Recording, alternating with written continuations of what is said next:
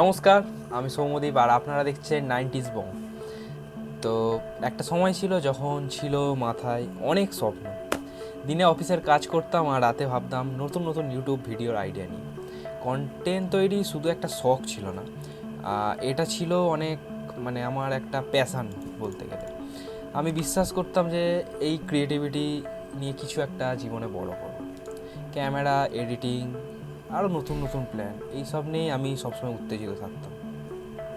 কিন্তু ধীরে ধীরে একটা জিনিস বদলাতে শুরু করলো। আগের মতো কোনো জিনিস আর তেমন ভালো লাগতো না। একটা অদ্ভুত অলসতা আমাকে গ্রাস করেছিল। যা করতে ভালোবাসতাম সেটাও করতে ইচ্ছা করতো না। প্রথমে কয়েকটা ভিডিও বানালাম, আবার বানানো বন্ধ করলাম, তারপর কয়েক সপ্তাহ, কয়েক মাস। এক সময় ইউটিউবই না, প্রায় সব প্ল্যাটফর্ম, যে কোনো ইনস্টাগ্রাম, ফেসবুক, সব সোশ্যাল মিডিয়া প্ল্যাটফর্ম থেকে আমার ইনভলভমেন্টটা পুরোপুরি বন্ধ হতে শুরু করলো।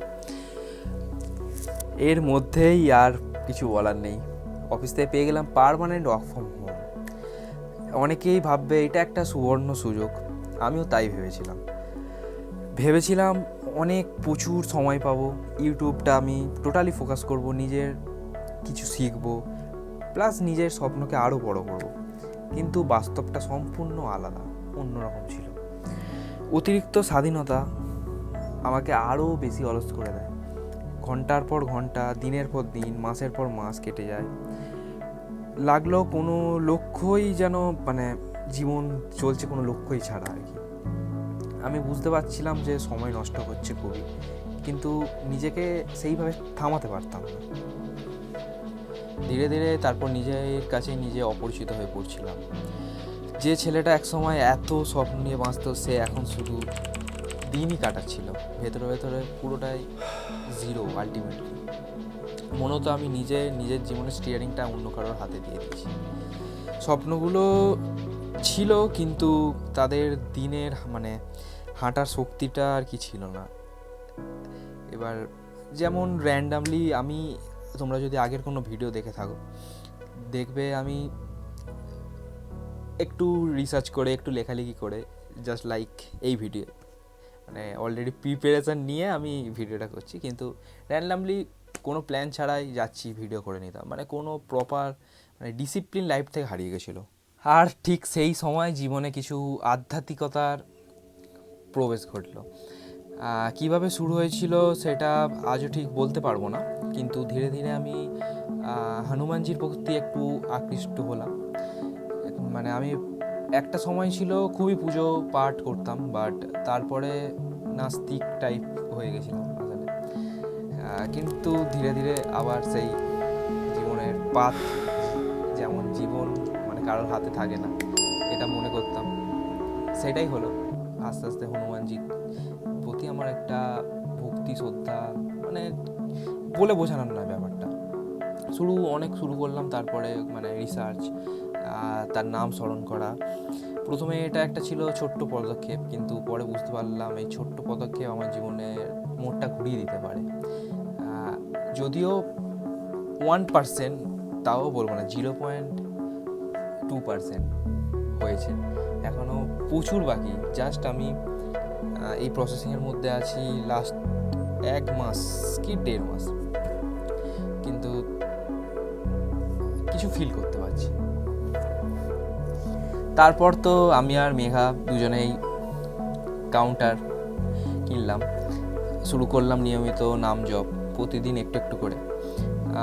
কোনো অলৌকিক ঘটনা ঘটেনি, কিন্তু আমার ভিতরের জীবনটা অ্যাকচুয়ালি বদলাতে শুরু করলো।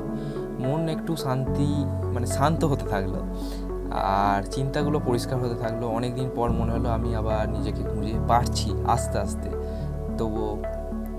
তবে আমি এখন পুরোপুরি বদলাইনি। অনেক খারাপ অভ্যেসের সাথে এখনও যুদ্ধ করে চলেছি রীতিমতো, কিন্তু এবার অন্তত আমি সেই যুদ্ধটা করছি। অ্যাটলিস্ট আমি আবার আজকে থেকে আবার ব্লগ বানানোর চেষ্টা করছি। আবার ক্যামেরা, যাই হোক, ফোন ক্যামেরা, আমার আইফোনটা অ্যাকচুয়ালি ব্লগের জন্যই আমি নিয়েছিলাম।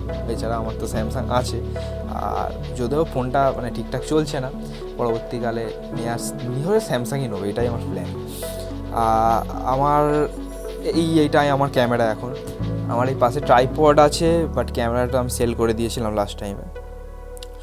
আবার নতুন আইডিয়া নিয়ে ভাবছি, ছোটো ছোটো পদক্ষেপ হলেও এগিয়ে যাওয়ার অ্যাটলিস্ট চেষ্টা করছি। এক সময় সিনেমা দেখা ছিল আমার কাছে নেশা, পরে সেটা হারিয়ে গিয়েছিলো। এখন আবার সিনেমা দেখছি, পরিবারের সঙ্গে সময় কাটাচ্ছি। যাই হোক, চেষ্টা করছি অ্যাটলিস্ট যাদের জন্য এতদিন সময় দিইনি তাদের সঙ্গে নতুন করে সম্পর্ক করার চেষ্টা করছি। ধীরে ধীরে জীবনটা আবার জীবনের মতো আস্তে আস্তে লাগতে শুরু করছে বলা যেতে পারে। তবে আজ আমি বলতে পারি না যে পুরোপুরি মানে সম্পূর্ণ আমি সফল, বলতে পারি না পুরোপুরি চেঞ্জ হয়ে গেছি, কিন্তু নিশ্চিত একটা বিষয় জানি, আমি আবার আগের জায়গায় নেই। আমি আবার সঠিক পথে হাঁটাটা শুরু করছি, আর আমার বিশ্বাস, হনুমানজির আশীর্বাদ আর নিজের চেষ্টার মাধ্যমে আমি একদিন সেই স্বপ্নের কাছে পৌঁছাবই, যেটা এক সময় হারিয়ে ফেলেছিলাম। তাই এতটুকু বলতে পারি, কখনো কখনো জীবনে হারিয়ে যাওয়াটাও অনেক প্রয়োজন, কারণ সেই হারিয়ে যাওয়ার মধ্যেই আবার খুঁজে পাই আমাদের আসল পথ। তাই সর্বশেষে বলতে পারি, ওম নমো ভগবতে বাসুদেবায় নমঃ, জয় Bajrangbali, the comeback has just began. চলো টাটা, আবার দেখা হচ্ছে। এবারে আশা করছি নতুন ভিডিও খুব তাড়াতাড়ি আসবে, তো তোমরা প্লিজ সাপোর্ট করো, পাশে থেকো। একটা পাথ ফলো করছিলাম, তো আশা করি সেই পাথে আবার যাব। তো তোমরা প্লিজ লাইক, কমেন্ট, সাবস্ক্রাইব করতে আবার ভুলো না। চলো দেখা হচ্ছে। এই ভিডিওটা অনেক ছোট, জাস্ট ফিরে আসার চেষ্টা করলাম, তাই একটা ভিডিও বানালাম। কালকে আমাদের প্ল্যান আছে, সেটা হচ্ছে মায়াপুর যাওয়ার, তো সেটার জন্য আবার প্যাকিং করতে হবে। চলো দেখা হচ্ছে আবার, টাটা।